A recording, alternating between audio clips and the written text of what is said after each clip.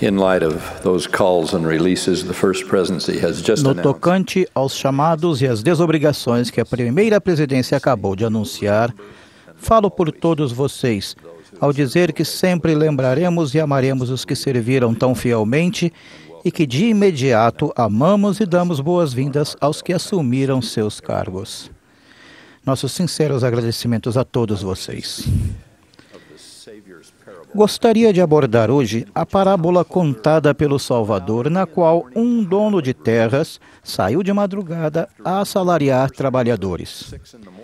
Depois de contratar o primeiro grupo às 6 da manhã, voltou às 9, ao meio-dia e às 3 da tarde, a fim de contratar mais trabalhadores à medida que a urgência da colheita aumentava. As Escrituras dizem que ele voltou uma última vez, perto da hora 1/10, aproximadamente 5 da tarde, e contratou o último grupo de trabalhadores. Então, apenas uma hora depois, todos os trabalhadores se reuniram para receber o salário do dia. Para a surpresa deles, todos receberam o mesmo salário, apesar da diferença de horas de trabalho. Imediatamente, os que foram contratados primeiro ficaram zangados, dizendo: "Estes derradeiros trabalharam só uma hora, e tu os igualaste conosco, que suportamos a fadiga e a calma do dia?" Ao ler essa parábola, pode ser que vocês, tal como aqueles trabalhadores, sintam que se fez uma injustiça aqui. Gostaria de abordar esse assunto. Primeiro de tudo, é importante observar que ninguém foi tratado injustamente. Os primeiros trabalhadores concordaram em receber um salário pleno pelo dia, e foi o que receberam. Além disso, imagino que eles estivessem muito gratos por ter conseguido o trabalho. Na época do Salvador, o homem comum e sua família não podiam fazer muito mais do que viver com o que conseguiam receber em um dia. Se não conseguissem trabalhar, colher, pescar ou vender, não teriam o que comer. Com mais candidatos do que ofertas de trabalho, aqueles primeiros homens escolhidos foram os mais felizardos dentre os possíveis trabalhadores daquela manhã. De fato, se tivermos de ter pena, pelo menos em princípio, que seja dos homens que não foram escolhidos, mas que também tinham bocas para alimentar e familiares para vestir. A sorte nunca parecia estar com alguns deles. A cada visita do mordomo ao longo do dia, eles sempre viam outros serem escolhidos. Bem no final do dia, porém, o dono das terras surpreendentemente voltou pela 5ª vez com uma oferta incrível. Aqueles últimos e mais desanimados trabalhadores, sabendo apenas que seriam tratados com justiça, aceitaram o trabalho sem saber o salário, achando que qualquer coisa seria melhor do que nada, pois nada havia para eles até então. Depois, ao reunir-se para o pagamento, ficaram atônitos ao receber o mesmo que todos os outros. Quão assombroso deve ter sido e quão gratos devem ter ficado. Sem dúvida, jamais tinham visto tamanha compaixão em toda a sua vida de trabalho. É no contexto dessa leitura da história que a reclamação dos primeiros trabalhadores deve ser analisada. Como lhes disse o dono da vinha na parábola, e vou parafrasear só um pouco: "Meus amigos, não estou sendo injusto com vocês. Vocês concordaram com o salário que receberiam pelo dia, um bom salário. Ficaram muito felizes por conseguir trabalho e eu fiquei muito contente com o modo como serviram. Vocês receberam o salário completo. Peguem seu dinheiro e desfrutem a bênção. Quanto aos outros, certamente tenho o direito de fazer o que quiser com o meu dinheiro." Depois, segue-se esta pungente pergunta para todos os que naquela época ou agora precisam ouvi-la. Por que ficam com inveja por eu ter decidido ser bondoso? Irmãos e irmãs, haverá momentos em nossa vida em que alguém receberá uma bênção inesperada ou um reconhecimento especial. Peço que não fiquem magoados e jamais sintam inveja quando outra pessoa se der bem na vida. Não ficamos diminuídos quando outra pessoa cresce.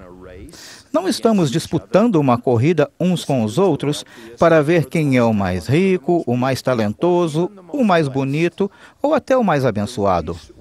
A corrida que realmente disputamos é a corrida contra o pecado. E, sem dúvida, a inveja é um dos mais universais deles.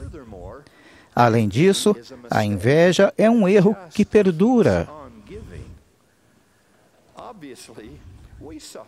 É óbvio que ficamos um pouco tristes quando sofremos reveses, mas a inveja nos faz sofrer por tudo de bom que acontece com todo mundo que conhecemos. Que brilhante ideia seria beber um copo de vinagre toda vez que alguém ao nosso redor tivesse um momento de alegria. Sem contar o desgosto no final, quando descobrirmos que Deus é realmente justo e misericordioso e que dará a todos os que habitarem com Ele tudo o que Ele tem, conforme explicam as Escrituras. Assim, a lição número 1 do Senhor da Vinha é: o ato de cobiçar, reclamar ou prejudicar os outros não eleva nossa posição.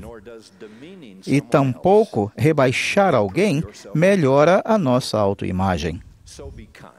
Portanto, sejam bondosos e sejam gratos por Deus ser bondoso. Esse é um jeito feliz de se viver.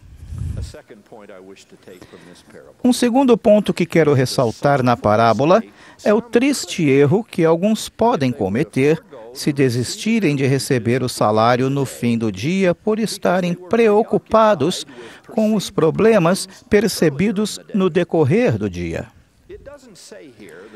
Não lemos ali que alguém jogou sua moeda no rosto do dono da vinha e foi-se embora sem um centavo, mas suponho que isso poderia ter acontecido. Meus amados irmãos e irmãs, o que aconteceu naquela história às 9 horas, ou ao meio-dia, ou às 3 horas, foi ofuscado pela grandiosidade do pagamento generoso concedido a todos no fim do dia. A fórmula da fé é prosseguir, continuar trabalhando, superar o problema e deixar a agitação do início, seja ela real ou imaginária, dissipar-se na abundância da recompensa final. Não se atenham a antigas questões ou ressentimentos, nem contra si mesmos, nem contra seu próximo, nem mesmo, eu acrescentaria, contra esta igreja verdadeira e viva. A grandiosidade de sua vida, da vida de seu próximo e do Evangelho de Jesus Cristo se manifestarão no último dia, mesmo que essa grandiosidade não seja reconhecida por todos a princípio. Portanto, não se estressem com algo que aconteceu às 9 da manhã, já que a graça de Deus procura recompensá-los às 6 da tarde.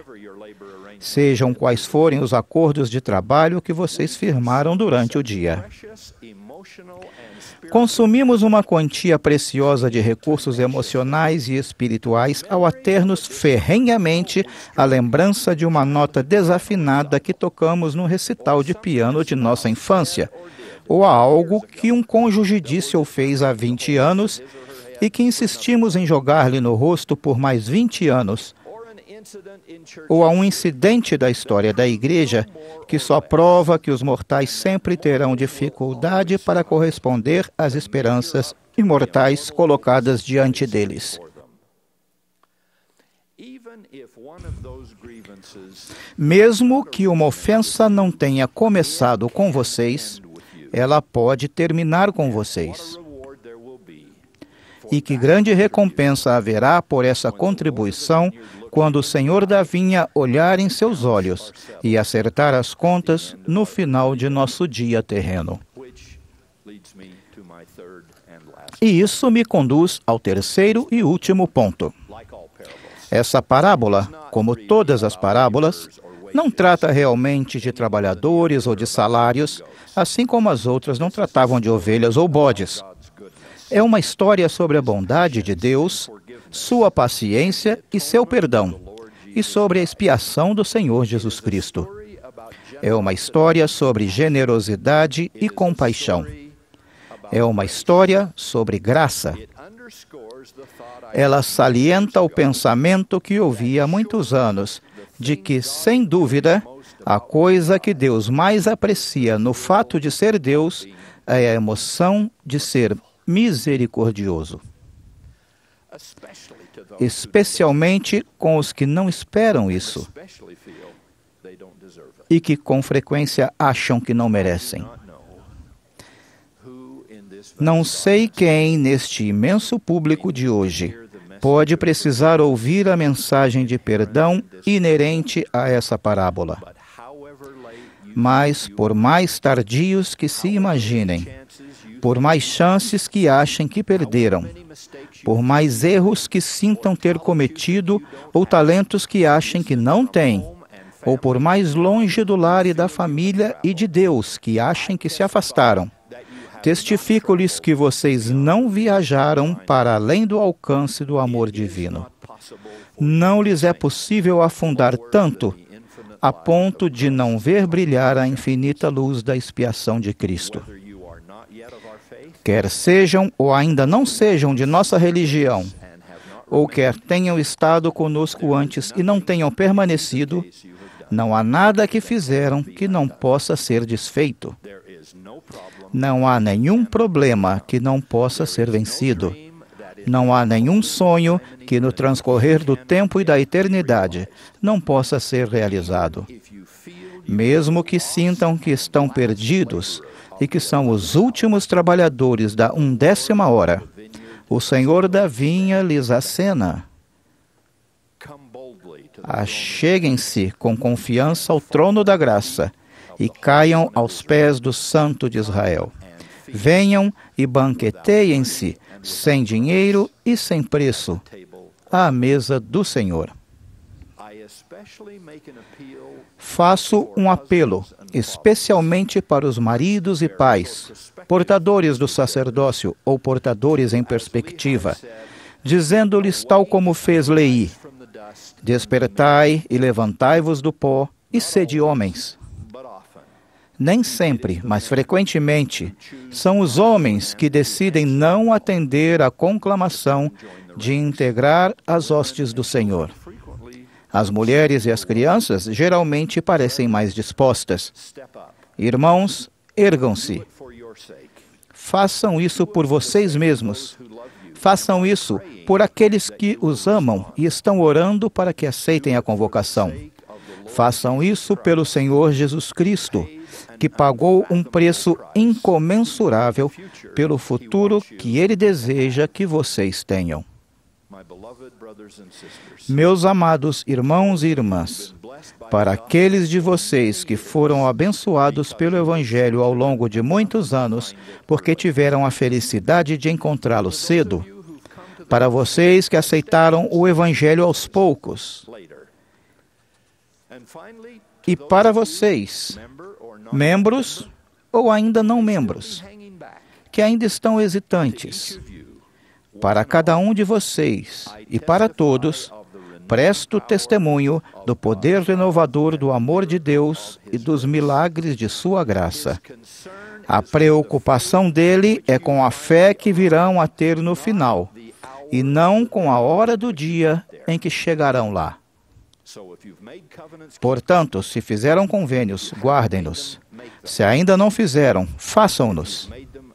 Se já os fizeram e os quebraram, arrependam-se e renovem-nos. Nunca é tarde demais, enquanto o mestre da vinha disser que há tempo. Por favor, ouçam o sussurro do Santo Espírito dizer-lhes, neste exato momento, que devem aceitar a dádiva da expiação do Senhor Jesus Cristo e desfrutar o agradável convívio que há em seu trabalho. Não demorem. Está ficando tarde. Em nome de Jesus Cristo. Amém.